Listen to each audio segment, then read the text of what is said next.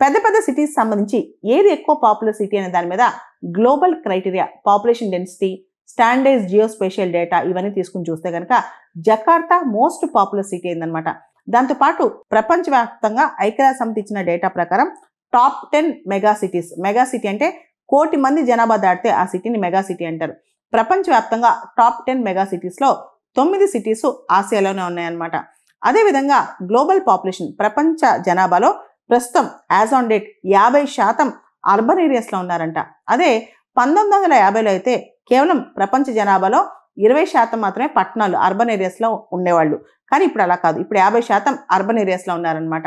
2010 నుంచి కూడా మనం చూసుకుంటే జపాన్ యొక్క జనాభా తగ్గుతూ వస్తుంది. అంటే టోక్యో సిటీ జనాభా కూడా తగ్గుతూ వస్తుంది అనమాట. ప్రస్తుతం అయితే అర్బనైజేషన్ అనేది ఒక డిఫైనింగ్ ఫోర్స్ అని చెప్పొచ్చు. క్లైమేట్ రెసిలియన్స్ కావచ్చు, ఎకనమిక్ గ్రోత్ కావచ్చు, సోషల్ ఈక్విటీ కావచ్చు, అర్బన్ గవర్నెన్స్ కావచ్చు, ఇవన్నీ కూడా పట్టణాల్లో కల్పించాలని, మెరుగుపరచాలని మనం చూస్తూ ఉంటాం అనమాట. వీటన్నిటితో పాటు పెద్ద పెద్ద నగరాల్లో, పట్టణాల్లో transport, sanitation, housing, air quality ఇవన్నీ కూడా ప్రధాన సమస్యలు అనమాట.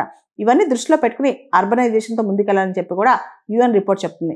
అంతేకాదు మన భారతదేశ విషయంలో కూడా మనం గమనిస్తే 2050 కల్లా పట్టణాల్లో 50% పైన ప్రజలు నివసించనున్నారంట. అయితే భారతదేశంలో కూడా అర్బనైజేషన్లో రకరకాల సమస్యలు ఉన్నాయి కాబట్టి ఇవన్నీ కూడా 2050 కల్లా మనం కనుక ప్రాపర్ అర్బనైజేషన్ ప్లాన్ చేసి సిటీ చుట్టుపక్కల పెరిఫరీస్ కూడా ప్లాన్ చేసుకుంటే కనుక ఖచ్చితంగా భారతదేశంలో కూడా ఎక్కువ పట్టణాలే వర్ధిల్లుతాయి.